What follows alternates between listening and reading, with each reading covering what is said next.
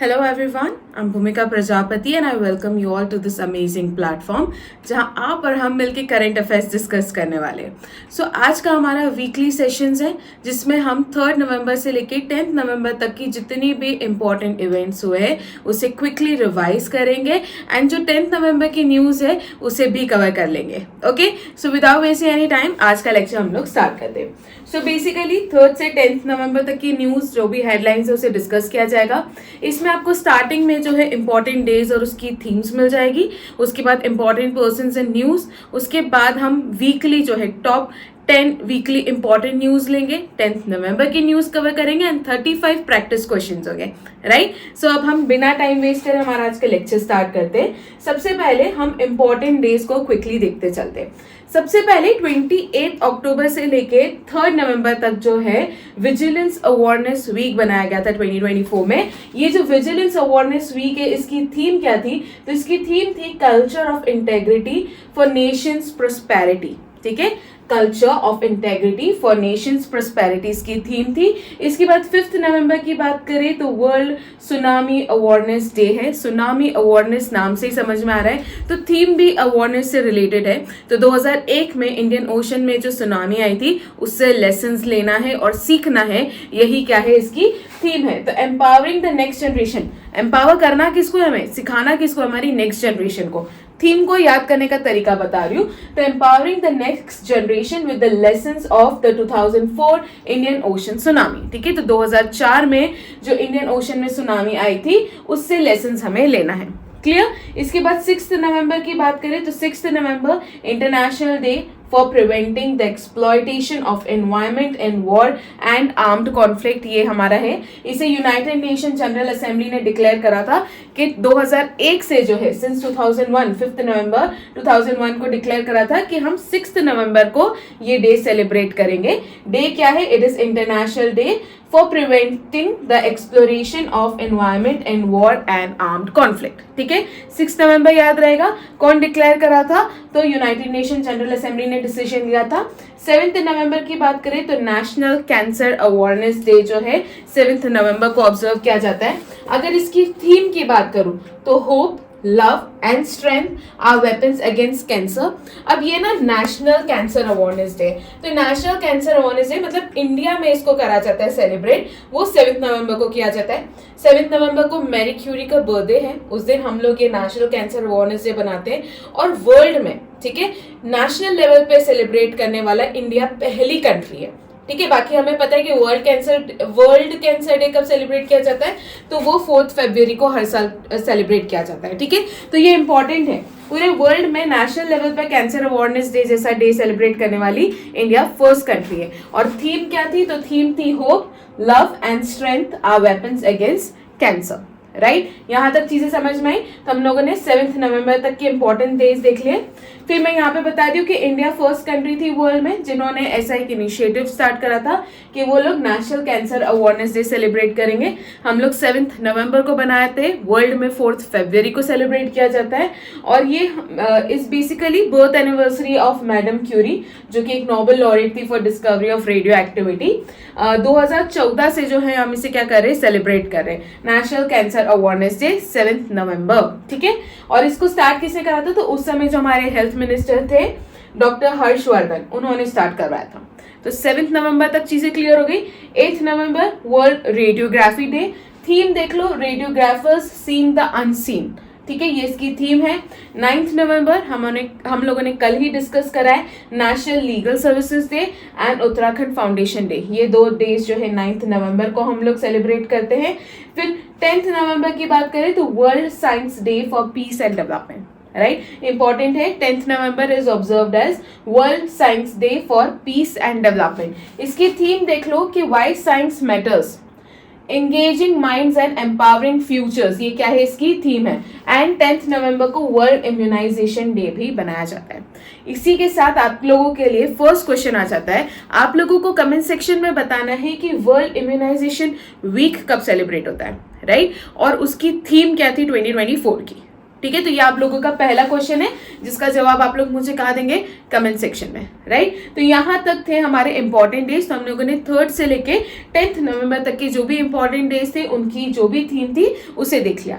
अब हम लोग देखेंगे इंपॉर्टेंट पर्सन्स इन न्यूज, जो भी इंपॉर्टेंट अपॉइंटमेंट्स हुई है और जो भी ऑबिचुअरीज हुई है इंपॉर्टेंट, वो सारी चीजों को अब हम 1 by 1 क्विकली देखेंगे क्योंकि ये हमारा रिवीजन सेशन है। तो सबसे पहले आ जाएगी डॉक्टर जैकलिन डियारो ह्यूज, ठीक है। इन्हें क्या किया गया है, इन्हें सेक्रेटरी जनरल अपॉइंट किया गया है वर्ल्ड एग्रीकल्चर फोरम का, राइट। तो वर्ल्ड एग्रीकल्चर फोरम की नई सेक्रेटरी जनरल अपॉइंट हुई है जिनका नाम है डॉक्टर जैकलिन ह्यूज, राइट। ये पहला इंपॉर्टेंट हो गया। प्रवीणा राय के बारे में याद रखना, इनको MCX का जो है नया CEO एंड MD अपॉइंट किया है। MCX क्या है, तो MCX is multi commodity exchange of India. तो ये हाल ही में नई CEO एंड MD इलेक्ट हुई है इसकी। इसके बाद केशव चंद्र, वेरी इंपॉर्टेंट, इनका याद रखना, ये अभी जो न्यू दिल्ली म्युनिसिपल काउंसिल है उसके नए चेयरमैन बने हैं। क्या नाम है, केशव चंद्र है। चंद्र करेंटली जो है, Keshav Chandra is currently serving as chief secretary Andaman and Nicobar island जो है हमारा जो UT है उसके भी चीफ सेक्रेटरी है केशव चंद्र, बट अब इनको चेयरमैन अपॉइंट कर लिया गया है न्यू दिल्ली म्युनिसिपल काउंसिल का, ठीक है। रविंद्र जडेजा का याद रखना, he became the 5th highest wicket taker for India in test cricket, clear. तो अभी हमने क्या देखा, जैकलिन ह्यूज, ये क्या बनी है, तो जैकलिन ह्यूज फोटो आप लोग देख सकते हैं, वर्ल्ड एग्रीकल्चर फोरम की क्या बनी है, ये सेक्रेटरी जनरल। इसके बाद प्रवीणा राय याद रखना, MCX की CEO एंड MD बनी है, ये उनकी फोटो है। इसके अलावा केशव चंद्र हमने देखा, ये न्यू दिल्ली म्युनिसिपल काउंसिल के नए चेयरमैन बने हैं, ये उनकी फोटो है। और यहाँ पे मैंने जड्डू की फोटो नहीं लगाई है, अगर आप लोगों को जड्डू नहीं पता है तो shame on you guys, okay. तो रविंद्र जडेजा है, ये 5th हाईएस्ट विकेट टेकर बने, क्लियर। तो यहां तक चीजें समझ में आई। आगे देखते हैं हम लोग नेक्स्ट पर्सन कौन है। तो नेक्स्ट पर्सन हम लोग देखेंगे डूमा बोको से, ये बोत्सवाना के नए प्रेसिडेंट अपॉइंट हुए हैं। तो ये नई अपॉइंटमेंट है, आप लोग याद रखिएगा। नेक्स्ट ये ऑबिचुअरी है, विवेक देबरॉय, इंपॉर्टेंट ऑबिचुअरी है क्योंकि ये एक इकोनॉमिस्ट थे और एक ऑथर थे। उससे ज्यादा इंपॉर्टेंट है कि जो प्राइम मिनिस्टर की जो इकोनॉमिक एडवाइजरी होती है उसके ये चेयरमैन थे, क्लियर। तो याद रखना है विवेक देबरॉय रिसेंटली ही पास्ड अवे और ये PM इकोनॉमिक एडवाइजरी काउंसिल के क्या रह चुके हैं, चेयरमैन रह चुके हैं। इंपॉर्टेंट पर्सनालिटी है, नाम याद रखिएगा आप लोग, ठीक है। उसके बाद राजेश कुमार सिंह, ये न्यू डिफेंस सेक्रेटरी का इन्होंने चार्ज लिया, again very important. Rajesh Kumar Singh new defence secretary का इन्होंने चार्ज लिया है। ये 40th डिफेंस सेक्रेटरी अपॉइंट हुए। इन्होंने रिप्लेस किसको करा है, तो गिरिधर अरमानी को इन्होंने क्या करा है, रिप्लेस करा है। Anish Sarkar, very important name, 3 years 8 month 19-year-old boy, जिन्होंने मतलब ये कोलकाता वेस्ट बंगाल के ये youngest rated FIDE chess player बन गए, राइट। तो इनका नाम भी याद रखना, अनिश सरकार। एज क्या है इनकी, तो 3 years 8 months and 19 days। He is the youngest player chess में और ये मतलब he is the youngest high rated FIDE chess player, clear. इसके बाद आपके लिए सेकेंड क्वेश्चन आ जाता है कि जो हेडक्वार्टर है इंटरनेशनल चेस फेडरेशन का, ये कहां पर लोकेटेड है। ये आपका सेकेंड क्वेश्चन है एंड इसका जवाब आप लोगों को देना है कमेंट सेक्शन में, क्लियर। इटारो ओटानी की बात करें तो ये इंडियन यामाहा मोटर्स के नए चेयरमैन अपॉइंट हुए हैं। तो इटारो ओटानी नाम भी आप लोगों को याद रखना है। एक बार क्विकली फोटो देख ले हम लोग। दुमा बोको याद रखना, बोत्सवाना के प्रेसिडेंट हुए हैं। इसके बाद विवेक देबरॉय, रिसेंटली ही पास्ड अवे, विवेक देबरॉय याद रखना। राजेश कुमार सिंह, ये उनकी फोटो है। अनीश सरकार, ये 3 साल का बच्चा है, ये भी बहुत इंपॉर्टेंट है, इससे रिलेटेड एग्जाम में आपको क्वेश्चन देखने को मिल सकता है, ठीक है, because he is the youngest rated FIDE chess player, तो इसलिए इंपॉर्टेंट है। और ये सिर्फ 3 साल के, इसलिए भी इंपॉर्टेंट हो जाते हैं, क्लियर। तो आई होप यहाँ तक चीजें आप लोगों को समझ में आई होगी एंड कोई डाउट नहीं होगा। आगे बढ़ते हम लोग दूसरे देख लेते हैं। श्रीमती शारदा सिन्हा, ऑबिचुअरी है, बहुत इंपॉर्टेंट है। ये एक बहुत पॉपुलर फोक सिंगर थी, इन्हें बिहार कोकिला भी कहा जाता है। तो शी रिसेंटली पास्ड अवे। अब इसके साथ जो है, क्योंकि हमारा ये रिवीजन सेशन है, तो आप लोग मुझे बताइए कि इनको कौन कौन से अवार्ड से सम्मानित किया गया है, कमेंट सेक्शन में बताइए। ये आप लोगों का थर्ड क्वेश्चन है, क्लियर, क्योंकि ये ऑबिचुअरी इंपॉर्टेंट है। डोनाल्ड ट्रम्प, हमें पता है कि ये 47th प्रेसिडेंट बने हैं, यूएसए के नए प्रेसिडेंट बन चुके हैं। जेम्स डेविड वांसे, ये आप लोगों को याद रखना है। सबको ये पता है कि डोनाल्ड ट्रम्प प्रेसिडेंट बने, वाइस प्रेसिडेंट का नाम भी आप लोगों को याद रखना है, तो ये भी चीज याद रखना। आशीष खन्ना की बात करें तो ये थर्ड डायरेक्टर जनरल बने हैं इंटरनेशनल सोलर अलायंस के। इसका 7th सेशन जो है रिसेंटली हुआ है न्यू दिल्ली इंडिया में। एंड इसी से रिलेटेड कल हम लोगों ने एक क्वेश्चन भी डिस्कस करा था, दैट इज एग्री वोल्टेक फार्मिंग। उसको काफी ज्यादा प्रमोट किया गया है इस बार के ISA के 7th सेशन में, तो वो चीज भी याद रखना। तो इसके थर्ड डायरेक्टर जनरल किसको बनाया गया है? आशीष खन्ना को। ओके, सो यहां तक चीजें समझ में आई। अब हम देखते हैं Max Verstappen triumph at Brazil grand prix 2024। तो ब्राजील ग्रॉ प्री जो 2024 में हुआ है, ये कौन जीता है? तो मैक्स वर्स्टैपेन ने जीता है। इसके अलावा जितने भी ग्रॉ प्री हुए हैं ये उसके विनर्स हैं, जैसे कि अजरबैजान ग्रॉ प्री मैक्लॉरेन के ऑस्कर पियास्त्री ऑस्ट्रेलियन है, Italian grand pre Ferrari Charles Leclerc, फिर डच ग्रॉपी मैक्लॉरेन के लैंड नॉरिस ये ब्रिटिश है, हंगेरियन ग्रॉपी याद रखना कुश मायनी, बेल्जियन ग्रॉपी याद रखना मर्सिडीज की लुई हैमिल्टन जो कि यूके के है, हंगेरियन ग्रॉपी याद रखना मैक्लॉरेन के ऑस्कर पियास्त्री जो कि ऑस्ट्रेलियन है।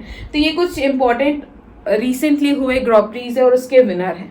ठीक है, तो मैक्स वर्स्टैपेन अभी याद रखना, ब्राजील ग्रॉ प्री 2024, ये हमारे वीकली न्यूज का एक पार्ट था, बट उसके अलावा ये एक्स्ट्रा इन्फॉर्मेशन हम लोगों ने ले लिया। तो ये थे हमारे इंपॉर्टेंट पर्संस इन न्यूज। अब हम देखेंगे top 10 news of the week. जो वीकली हमारी न्यूज थी उसमें से टॉप 10 सबसे इंपॉर्टेंट न्यूज को हम 1 by 1 कवर करेंगे। सबसे पहले आ जाता है discontinuation of Dhyan Chand award and introduction of Arjuna award. तो Dhyan Chand award life time achievement players को दिया जाता था। It is a life time achievement award जो कि स्पोर्ट्स में दिया जाता था। इसे डिसकंटिन्यू करके अब अर्जुना अवार्ड ये लोग लेकर आए हैं। क्लियर? तो स्पोर्ट्स मिनिस्ट्री ने रिसेंटली अनाउंस करा है कि वो लोग Dhyan Chand award for life time achievement उसे डिसकंटिन्यू करने वाले और उसकी जगह उन्होंने अर्जुना अवार्ड लाइफ टाइम जो है इसे क्या किया है? इंट्रोड्यूस करा है। 2002 में Dhyanchand life time achievement award को इंस्टीट्यूट किया गया था। ध्यानचंद जो है वो विजार्ड और हॉकी विजार्ड के नाम से जाने जाते हैं। एक हॉकी प्लेयर है, बहुत फेमस हॉकी प्लेयर है, तो इनके नाम से ये अवार्ड दिया जा रहा था। बट अब जो है उसकी जगह उसे डिसकंटिन्यू करके हम लोग अर्जुना अवार्ड लेकर आए। क्लियर? नेक्स्ट स्लाइड की तरफ बढ़ते। Arjuna award has been introduce and will be given for life time achievements के लिए दिया जाएगा, सेम है। एडिशनली एक और बात आपको याद रखनी है, मौलाना अब्दुल कलाम आजाद ट्रॉफी जो है ये उन यूनिवर्सिटीज को दिया जाएगा जो कि खेलो इंडिया यूनिवर्सिटीज गेम में टॉप पर है। उन यूनिवर्सिटीज को ये ट्रॉफी से सम्मानित किया जाएगा। तो ये चीज भी ऐड हुई है, तो ये भी आप लोग याद रखना। राइट? 2023 में Dhyanchand life time achievement award किसको दिया गया था वो भी आप लोग देख लीजिए। तो एक शटलर है जिनका नाम है मंजूषा कंवर, एक हॉकी प्लेयर है विनीत कुमार, फिर एक कबड्डी प्लेयर है कविता सेल्वराज। ये नाम आप लोग याद रखिएगा। 2023 में जो Dhyanchand life time achievement award है वो इन प्लेयर्स को दिया गया था। ठीक है, तो हम लोगों ने क्या देख लिया? Dhyanchand life time achievement award को हटा के अर्जुना अवार्ड सबसे दिए जाएंगे स्पोर्ट्स में। उसके अलावा हमने मौलाना अब्दुल कलाम आजाद ट्रॉफी का देख लिया, ये यूनिवर्सिटीज को दिया जाएगा। उन यूनिवर्सिटीज जिनका खेलो इंडिया यूनिवर्सिटी गेम्स में प्रदर्शन बहुत अच्छा है उनको ये ट्रॉफी से सम्मानित किया जाएगा। क्लियर है यहाँ तक? तो ये हमारी फर्स्ट न्यूज हो गई। सेकेंड देख ले तो इंडिया जो है is going to overtake Japan as 4th largest economy. Currently India 5th largest economy है, बट IMF का ये मानना है, that is international monetary fund का ये मानना है कि फाइनेंशियल ईयर 2025 में इंडिया जो है जापान को ओवरटेक कर जाएगी as the 4th largest economy. Important news है, इसे भी आप लोग याद रखिएगा। इसी के साथ हमारी अक्टूबर की मंथली मैगजीन लॉन्च हो चुकी है जिसे आप परचेस कर सकते हैं। पूजा जैन मैम के जो एप्लीकेशन है वहां से आप लोग इसे क्या कर सकते हैं? परचेस कर सकते हैं। क्लियर? आगे बढ़ते हैं हम लोग। अब दीपम 2.0 स्कीम इंपॉर्टेंट है और इससे क्या क्वेश्चन बन सकते हैं डायरेक्ट उसे डिस्कस करते हैं। तो ये स्कीम कौन से स्टेट ने लॉन्च करी है? तो इसे आंध्र प्रदेश सरकार ने लॉन्च करी है। ये स्कीम किस चीज से रिलेटेड है? तो ये स्कीम प्रोवाइड करने वाली है free gas cylinders to eligible families. ये स्कीम जो है इसके थ्रू यहाँ पर जो भी फैमिलीज एलिजिबल है जिनके पास गैस सिलेंडर्स की सुविधाएं उपलब्ध नहीं है उन्हें फ्री गैस सिलेंडर्स दिए जाएंगे। डेफिनेटली ये काम के through they are going to enhance the quality of their life, right? तो इसलिए इस स्कीम को लॉन्च करा है आंध्र प्रदेश के चीफ मिनिस्टर चंद्रबाबू नायडू ने इस स्कीम को लॉन्च करा है, that is Deepam 2.0। This initiative is part of broader effort to improve living conditions. Definitely अगर ये चीज आ जाएगी तो हेल्थ कंडीशंस इंप्रूव होगी, लिविंग कंडीशंस इंप्रूव होगी, इसलिए इस स्कीम को क्या किया गया है, इंट्रोड्यूस करा है, आंध्र प्रदेश सरकार ने करा है. ऑल्सो इस स्कीम में फाइनेंशियल सपोर्ट महिलाओं को दिया जाएगा, ये चीज भी आप लोग याद रखिएगा. ओके अब देख लेते हैं government approves PM Vidya Lakshmi scheme for higher education in India. ठीक है, इंडिया में वो बच्चे जो कि हायर एजुकेशन नहीं ले पाते उन लोगों को स्कॉलरशिप्स एंड लोन प्रोवाइड किए जाएंगे थ्रू दिस स्कीम जिसका नाम है पीएम विद्या लक्ष्मी स्कीम. ये हायर एजुकेशन के लिए इंट्रोड्यूस की गई स्कीम है. अगेन स्कीम्स अपने आप में ही बहुत इंपॉर्टेंट हो जाती है, तो मेक श्योर सारी स्कीम्स को आपको याद रखना ही रखना है. ठीक है, तो इसलिए मैंने टॉप 10 न्यूज में इसे रखा है, स्कीम्स को मैंने रखा ही है. ठीक है, so union cabinet chaired by prime minister Narendra Modi, इन्होंने ये new central sector scheme that is PM Vidya Lakshmi Yojana को क्या किया है, इंट्रोड्यूस करा है. ये क्या करेगा, तो it will be providing financial assistance उन बच्चों को जो जो इस तरीके के एजुकेशन के जो भी फाइनेंसेस है उसे अफोर्ड नहीं कर सकते, पढ़ने में अच्छे टॉपर है बट पैसों की कमी है, तो उन लोगों को फाइनेंशियल असिस्टेंस यहाँ पे प्रोवाइड की जाएगी, मेरिटोरियस स्टूडेंट्स को जो टॉपर्स है, so that they can pursue their higher studies, higher education, चाहे वो पब्लिक स्कूल में करना चाह रहे हो या प्राइवेट हायर एजुकेशन इंस्टीट्यूशंस में करना चाह रहे हो, तो ये उन लोगों के लिए है. Okay, so the Department of Higher Education under the Union Ministry of Education will implement the PM Vidya Lakshmi योजना. डिपार्टमेंट जो है इसका एक पोर्टल भी बनाया गया है, इस पोर्टल का नाम है the unified portal PM Vidya Lakshmi. इस पोर्टल का नाम है पीएम विद्या लक्ष्मी. जो भी बच्चे अवेल करना चाहते हैं, जिनको स्कॉलरशिप चाहिए, लोन चाहिए, तो वो इस पोर्टल पर अप्लाई कर सकते हैं. राइट, तो ये थी पीएम विद्या लक्ष्मी योजना, ये हायर एजुकेशन के लिए है. मेन चीज आपको ये याद रखनी है. क्लियर, आगे बढ़ते हैं. इसके कुछ फीचर्स हैं, जैसे कि इसमें 7.5 लाख जो है एलिजिबल बच्चों को दिया जाएगा, जिसमें क्रेडिट गारंटी होगी 75% की of outstanding loan default amount. अगर loan by chance loan default हो जाता है तो यहाँ पर 75% जो है रिम्बर्समेंट जो है आपको सरकार की तरफ से देखने को मिलेगा. ये चीज आप लोग याद रखिएगा. क्लियर, तो बढ़ते हैं हमारी नेक्स्ट न्यूज की तरफ, जो कि है Armenia becomes India's leading defence export destination. Right, तो Armenia has emerged as India's leading destination for defense export. जो हमारा फिस्कल ईयर था 2023-24, it achieved a record in defense export, जिसमें हमने 21,083 करोड़ का टोटल जो है एक्सपोर्ट करा था. तो ये चीज आप लोग याद रखना. तो अर्मेनिया जो है ये टॉप पर है जहां पर हम सबसे ज्यादा डिफेंस एक्सपोर्ट कर रहे हैं. इनिशियली अर्मेनिया रशिया से करवाता था, बहुत ज्यादा जो है मतलब ये रशिया पे बहुत ज्यादा डिपेंडेंट था, आपको यहाँ पे देखने को मिलेगा. Armenia relied heavily on Russia for military supplies, मतलब अराउंड 94% जो भी उनकी मिलिट्री सप्लाईज थी वो रशिया से होती थी. बट अब इंडिया भी यहाँ पर पिक्चर में आ चुका है, तो आप लोगों को याद रखना है. इसरो ने इंडिया का पहला analog space mission Leh Ladakh में लॉन्च करा है. Very very very important. ये जो एनालॉग स्पेस मिशन है, इसका मेन मकसद है कि they want to replicate the living conditions, वैसी लिविंग कंडीशंस जो कि एस्ट्रोनॉट फेस करते हैं जब वो स्पेस मिशंस पे जाते हैं, वैसी लिविंग कंडीशंस रेप्लिकेट करना और देखना कि किस तरीके की प्रॉब्लम्स फ्यूचर में हमारे एस्ट्रोनॉट फेस कर सकते हैं जब वो स्पेस मिशन पर जाएंगे. राइट, तो इसलिए हम लोगों ने ये एनालॉग स्पेस मिशन जो है क्या करा है, लॉन्च करा है. ये इंडिया का पहला एनालॉग स्पेस मिशन है जिसे हमने लेह लद्दाख में लॉन्च करा है. ठीक है, यहाँ पर समझो एम क्या है, लिविंग कंडीशंस को रेप्लिकेट करना जो एस्ट्रोनॉट्स फेस करते हैं जब भी वो मिशंस पे जाते हैं. अलग अलग मिशन, चाहे मून हो, मार्स हो, एस्ट्रॉइड हो, जो भी मिशन हो, जब वो ऐसे मिशंस पे जाते हैं तो उनको क्या क्या प्रॉब्लम्स फेस करनी पड़ती है, उसको टैकल डाउन करने के लिए हम लोग ये मिशन लेकर आए जिसमें हम सेम कंडीशंस को रेप्लिकेट करेंगे. राइट, ताकि अगर फ्यूचर में वो किसी बड़े मिशन पे जा रहे हो तो वो प्रॉब्लम से उनको बचाया जा सके. Right, that is what analog space mission is all about. Objective और ये एम हम लोग समझ चुके हैं कि क्या है, याद रखना. लेह लद्दाख से इसको लॉन्च किया गया है.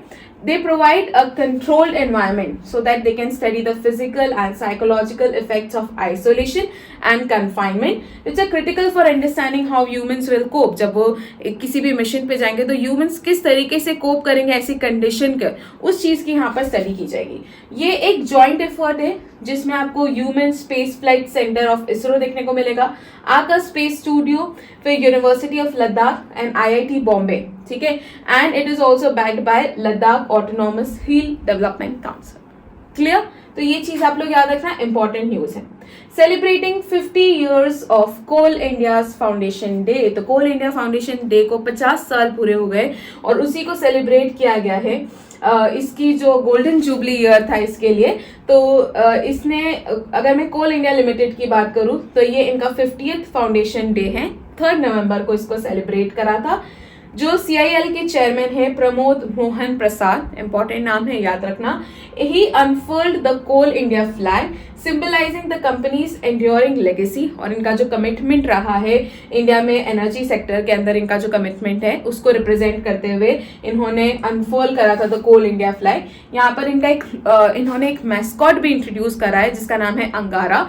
तो वो जो कोल में जो माइनर्स होते हैं जो अपनी पूरी लाइफ डेडिकेट कर देते हैं वहां पर काम करते हुए, तो उन लोगों को रिस्पेक्ट शो करने के लिए उन्होंने अंगारा नाम का एक मैस्कॉट भी लॉन्च करा है, उसे भी हम आगे देखेंगे। उसके पहले देख लीजिए, व्हेन वाज CIL फाउंडेड, 1975। अगर कोई चीज न्यूज में बनी है तो उससे रिलेटेड सारे डिटेल्स देखने, बिकॉज उससे रिलेटेड क्वेश्चन एग्जाम में जरूर बनेंगे, राइट? तो CIL 1975 में इट वॉज फाउंडेड। हेडक्वार्टर कहाँ पर है? कोलकाता। चेयरमैन देख लिया है प्रमोद मोहन प्रसाद। इसके अलावा इन्होंने मैस्कॉट इंट्रोड्यूस करा है, ये मैस्कॉट है, ये इसका मैस्कॉट है जिसको मैस्कॉट अंगारा के नाम से जाना जाएगा। तो ये जो मैस्कॉट है it embodies the strength and resilience जो कि कोल माइनर्स फेस करते हैं उसको हाईलाइट कर, उनकी करेज को, उनकी डेडिकेशन को हाईलाइट कर रहा है।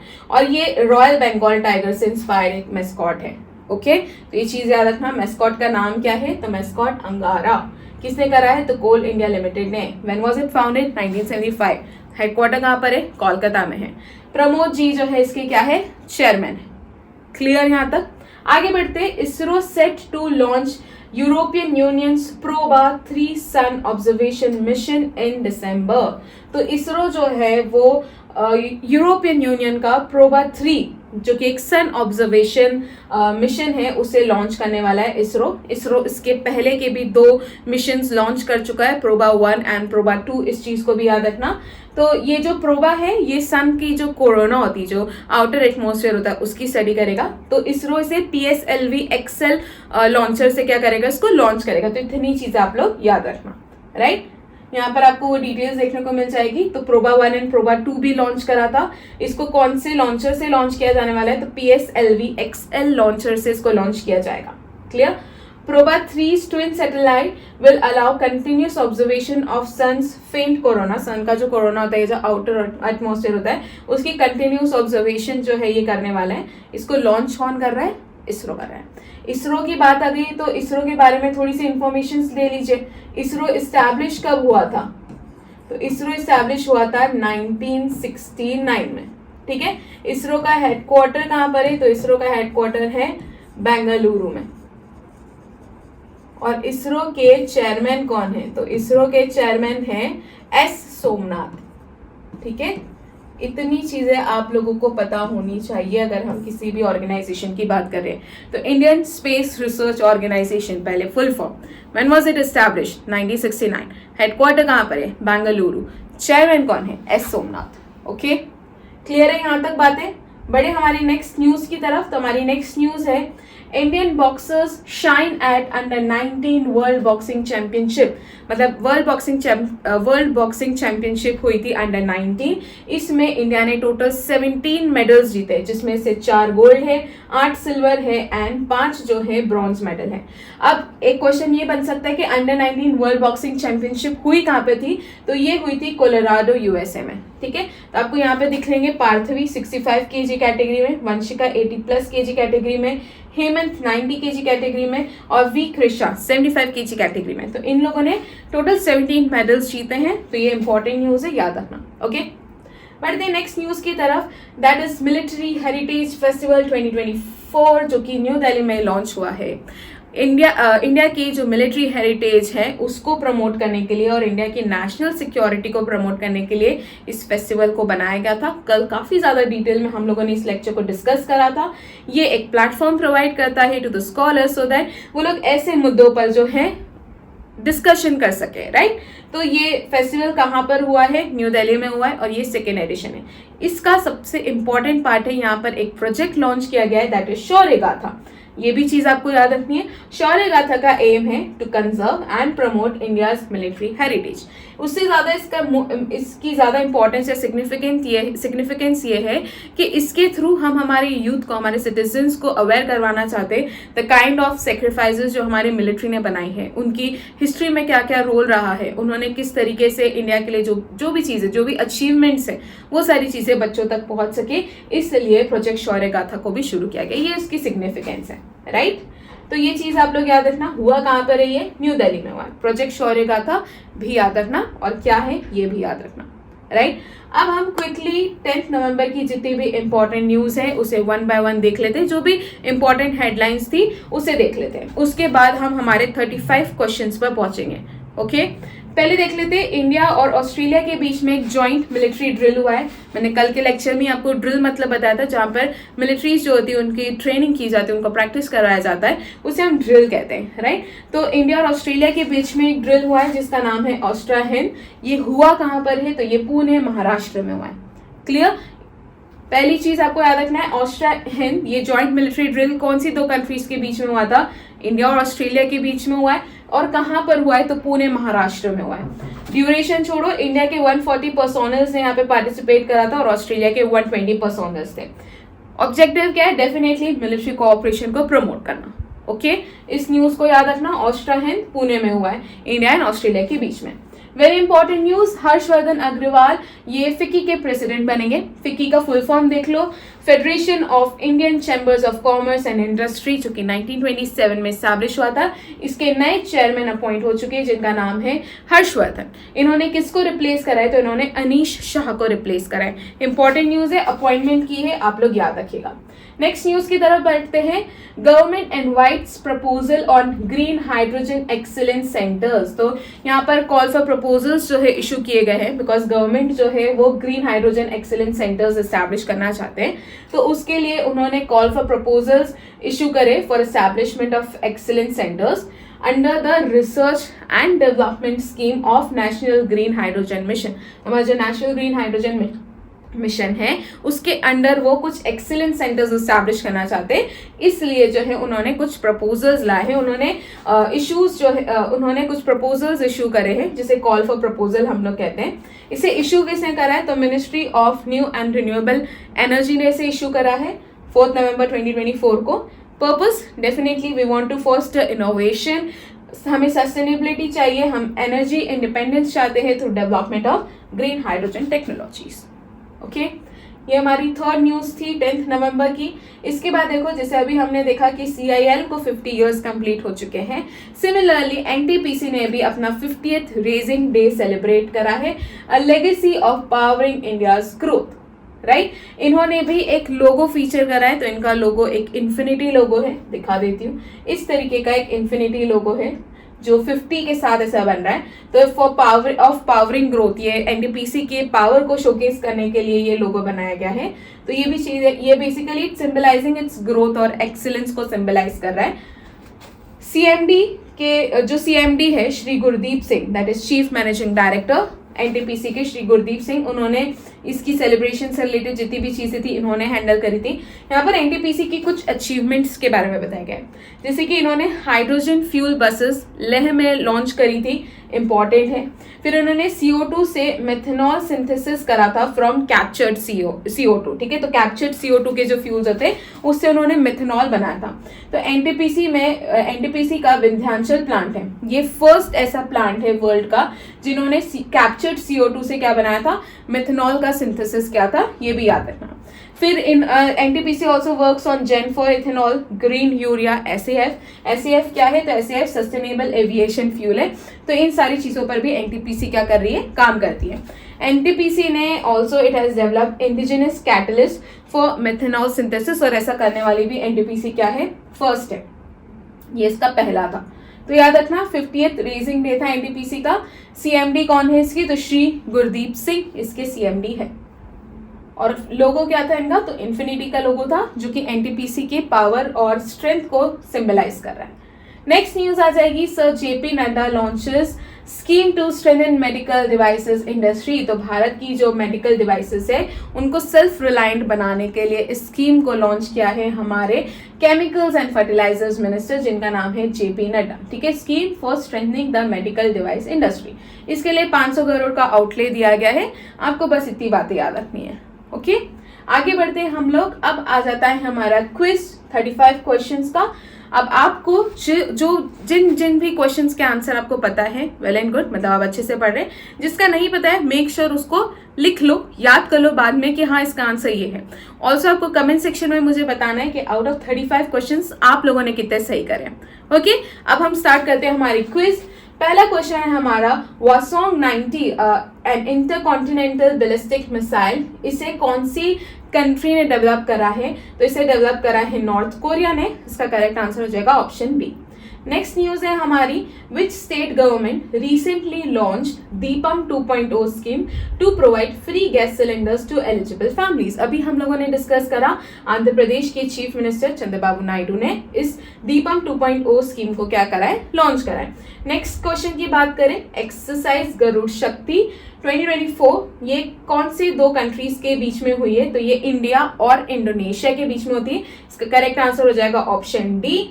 नेक्स्ट क्वेश्चन की तरफ बढ़ते हैं, question number 4, recently the book Ratan Tata a life written by whom will be published. तो थॉमस मैथ्यू ने इस बुक को लिखा है। इसका करेक्ट आंसर है ऑप्शन सी। नेक्स्ट क्वेश्चन की तरफ बढ़ते हैं, typhoon Kongrey has hit which country recently? इसका करेक्ट आंसर हो जाएगा option A, Taiwan. Next question, question number 6. 3 Chinese astronauts, including a woman, entered the space station after the successful launch of their spacecraft. तो उस spacecraft का क्या नाम है वो आपको बताना है। तो शेंजियो 19 इस spacecraft का नाम है, याद रखना। इसका आंसर है option A. Recently, the government of which country will provide free cancer treatment to children below 14 years of age in public hospitals? Public hospitals में 14 साल से कम की उम्र के बच्चों को फ्री कैंसर ट्रीटमेंट जो है प्रोवाइड किया जाएगा। ये करने वाली कंट्री कौन सी है? इसका करेक्ट आंसर है option B, Nepal.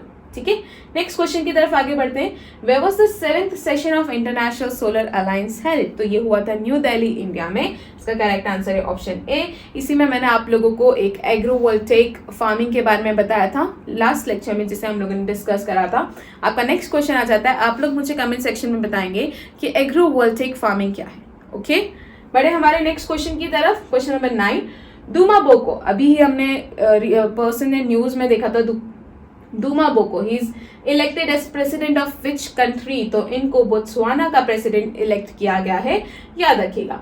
Next question, turtle wild life sanctuary which was seen in news, ये उत्तर प्रदेश के कौन से डिस्ट्रिक्ट में लोकेटेड है? तो ये उत्तर प्रदेश के वाराणसी डिस्ट्रिक्ट में लोकेटेड है। करेक्ट आंसर इसका हो जाएगा option C. Next question, question number 11, which ministry has launch the digital India common service centre project? तो digital India common service centre project कौन सी मिनिस्ट्री लॉन्च करी है? इसका करेक्ट आंसर है option D, ministry of electronics and information technology.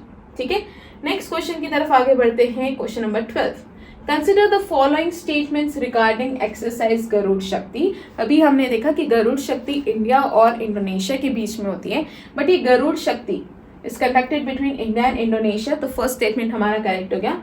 Second, it will take place in Jakarta Indonesia. तो क्या ये जकार्ता इंडोनेशिया में होने वाली है? तो यस, इट इज करेक्ट। तो इसका करेक्ट आंसर हो जाएगा option C, both 1 and 2। So next हमारा क्वेश्चन नहीं है, नेक्स्ट आप लोगों को देखने को मिलेगी हम लोगों ने कौन कौन सी एक्सरसाइज अभी तक हुई है उसके बारे में एक टेबल मैंने प्रिपेयर करा है। तो जब भी आपको पीडीएफ मिल जाए, मेक श्योर एक बार इन सारे एक्सरसाइज को देख लीजिएगा। ठीक है, क्विज पे कंटिन्यू करते हैं हम। हमारा नेक्स्ट क्वेश्चन है, in wrestling India's Mansi Ahlawat has clinched the bronze medal in women's category at the seniors world champions in Tirana. तो उन्होंने कौन सी कैटेगरी में इस मेडल को जीता है? तो उन्होंने 59 kg की कैटेगरी में इस मेडल को जीता है, याद रखना। इसका करेक्ट आंसर हो जाएगा option C. Next, where is the first Asian Buddhist summit begin? ठीक है, ये कहाँ पर हो रहा है? वर्ल्ड का पहला एशियन बुद्धिस्ट समिट होने वाला है, तो ये होने वाला है न्यू दिल्ली में। तो करेक्ट आंसर हो जाएगा इसका ऑप्शन सी। इसके अलावा इसकी थीम याद रखना, इसकी थीम है role of Buddha Dhamma in strengthening Asia. Plus इसका मेन एम ही है कि हमें एशियन यूनिटी को क्या करना है और ज्यादा स्ट्रेंथन करना है। ठीक है, ये भी चीज आप लोग याद रखना। नेक्स्ट क्वेश्चन की तरफ बढ़ते हैं, दैट इज क्वेश्चन नंबर 15।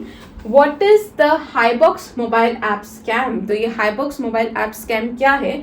तो ये है a scheme that promise extremely high returns on investment, a mobile app designed for budgeting and financial planning. इसका करेक्ट आंसर है ऑप्शन बी। ये वो स्कीम है जो कि प्रॉमिस करता है कि वो हाई रिटर्न्स देंगे अगर आप इन्वेस्ट कर रहे हो।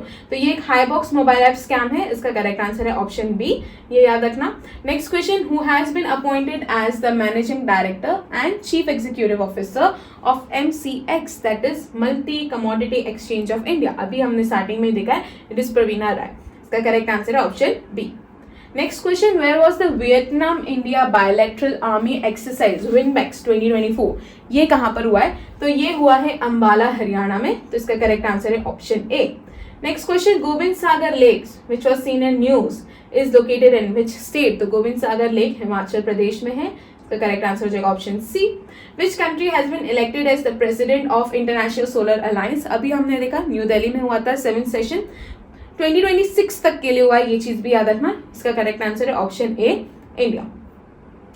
विच Indian table tennis player won the men's single title at WTT feeder Caracas 2024? किसने इस टाइटल को जीता है? तो इसका करेक्ट आंसर है ऑप्शन सी, हरमीत देसाई, ये भी याद रखना। Next question 21, India will host the first Asian Buddhist summit in national capital New Delhi 5 से 6 नवंबर। यहाँ पर पूछा है इसकी थीम क्या थी? अभी मैंने थीम बताया, क्या स्ट्रेंथनिंग करना चाहते हैं हम लोग? एशिया में स्ट्रेंथनिंग लाना चाहते हैं।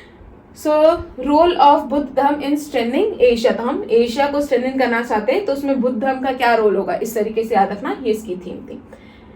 इसका करेक्ट आंसर हो जाएगा option D. Next question, who has been appointed as new chairman of Yamaha motor India group? अभी हम लोगों ने पर्सन न्यूज में देखा है, इसका करेक्ट आंसर है option D, Itaru Otani. Next question, what is LignoSat? LignoSat क्या है, इस जिसको रिसेंटली अभी न्यूज में देखा था। तो जापान जो है जल्द ही एक वुडन सैटेलाइट लॉन्च करने वाली है, उस वुडन सैटेलाइट का नाम इन्होंने दिया है लिंगोसेट। इसका करेक्ट आंसर है option D, that is it is a wooden satellite. तो Japan set to test world's first wooden satellite, तो जापान का है। It will be launch next week, SpaceX rocket से इसको लॉन्च किया जाएगा, ये चीज भी आप लोग याद रखिएगा। नेक्स्ट क्वेश्चन है, who is the youngest rated FIDE chess player in the world? तो इसका करेक्ट आंसर है ऑप्शन डी, अनीश सरकार। अभी हम लोगों ने रिसेंटली डिस्कस करा था, ऑप्शन इसका डी हो जाएगा। Next question, who one the world boxing federation super featherweight world title? तो ये किसने जीता है? तो इसे जीता है ऑप्शन ए, मनदीप जांगरा ने, तो इसका करेक्ट आंसर है option A, Mandeep Jangra. Which country has extended visa free entry for Indian tourist इंडेफिनिटली? तो ये करा है थाईलैंड ने, ऑप्शन डी, थाईलैंड। ठीक है, next question, in which category Kannada short film sunflowers were the first ones to know has secured a place in Oscars 2025? तो एक Kannada film है जिसको ऑस्कर्स में जगह मिली है, तो इसका नाम है लाइव एक्शन शॉर्ट फिल्म, ये याद रखना, ऑप्शन बी इसका करेक्ट आंसर है। Question number 28, Tanushree Pandey has clinched which medal at world soft tennis championship? जो कि जिंगशान चाइना में हुआ है, तो इसका करेक्ट आंसर है तनुश्री पांडे ने सिल्वर मेडल जो है जीता है वर्ल्ड सॉफ्ट टेनिस में, तो इसका करेक्ट आंसर हो जाएगा option B, silver. Minuteman third missile which was seen in the news is developed by which country? तो यूनाइटेड स्टेट्स ऑफ अमेरिका की मिसाइल है, याद रखना। Next news, which institution has launched the 15-day जल उत्सव to create awareness towards water conservation and management? इसका correct answer है option ए, नीति आयोग। कल हमारा क्वेश्चन ऑफ द डे था और मैंने देखा था बहुत सारे बच्चों ने कमेंट सेक्शन में इसका सही जवाब दिया था, एक बार हमने यहाँ पे क्विकली फिर से इसको रिविजन में ले लिया है। Popular folk singer and Bihar kokila Sharda Sinha, she passed away recently at age of 72. When was Padma Bhushan conferred on Sharda Sinha? तो शारदा सिन्हा को पद्म भूषण किस साल में दिया गया था? तो उनको 2018 में दिया गया था। इंपॉर्टेंट न्यूज है, याद रखिएगा। 2024 में which state cabinet has approved a proposal to raise reservation of women? Reservation 33% से 35% बढ़ा दिया। ये करने वाला स्टेट कौन सा है? तो ये हमारा स्टेट है मध्य प्रदेश। इसका करेक्ट आंसर हो जाएगा option A. Who was elected as the first speaker of legislative assembly of the union territory of Jammu Kashmir? तो इसका correct answer option C, Abdul Rahim Rather. ठीक है, इसका correct answer option C. What word did Collins Dictionary name as its word of the year 2024? तो इसका correct answer है brat, option B. Next question और हमारा लास्ट क्विज का क्वेश्चन है question number 35। Bidar fort which was seen in news, ये कौन से स्टेट में लोकेटेड है? ये इसका जवाब है ऑप्शन ए कर्नाटका, कल भी हमने डिस्कस करा था। Question number 36, what is agrivoltaic farming which was highlighted in international solar alliance? मैंने अभी आपसे पूछा भी था कि ये क्या है। तो बेसिकली यहाँ पर साइमल्टेनियस खेती होती है, एक साइड आप नीचे क्रॉप्स उगा रहे हो और ऊपर आपने सोलर पैनल्स लगा रखे, तो आप क्रॉप से भी पैसे कमाओगे, सोलर पैनल से एनर्जी जनरेट करके भी पैसे कमाओगे। तो इस तरीके का एक कंसेप्ट है the simultaneous use of land for agriculture and solar energy generation. इसका करेक्ट आंसर हो जाएगा ऑप्शन ए। ठीक है, इसी के साथ हमारे आज के क्वेश्चंस खत्म होते हैं और आप लोगों के लिए आ जाता है क्वेश्चन ऑफ द डे, जिसमें पूछा गया है which Indian university top in QS Asia ranking 2025। इसके ऑप्शंस है, आप इसके अलावा मुझे इसकी रैंक भी बताओगे। हम लोगों ने कल की ही लेक्चर में डिस्कस करा था। इनफैक्ट आप मुझे सबकी रैंक बताओगे। आईआईटी दिल्ली, बॉम्बे और मद्रास तीनों टॉप 100 में यूनिवर्सिटीज है। इनकी क्या रैंक है, तीनों की रैंक आप लोग मुझे कहाँ बता रहे, कमेंट सेक्शन में, राइट। इसी के साथ हमारा आज का लेक्चर खत्म होता है। आई होप आप लोगों को सारी चीजें समझ में आई होगी एंड कोई डाउट नहीं होगा। एंड अगर आपको कोई डाउट है तो आप लोग मुझसे कमेंट सेक्शन में पूछ सकते हैं, ठीक है। इसके अलावा आप कमेंट सेक्शन में आपके स्कोर भी बताएंगे कि 36 में से आप लोगों ने कितने क्वेश्चन सही करें। Okay, so thank you so much, मिलते हैं नेक्स्ट लेक्चर में। Thank you.